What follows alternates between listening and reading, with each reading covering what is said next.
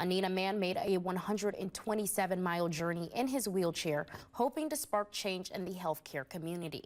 After 3 weeks of travel, today Carl Scholes made it to the state capitol to draw attention to the home care worker crisis. Scholes says a lack of home care access stems from low compensation for care workers and is now worse because of recent cuts to Medicaid.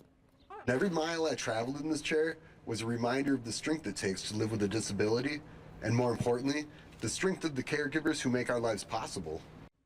He averaged between 10 and 11 miles per day during his trip. He was also joined by several members of Madison's disability rights community today.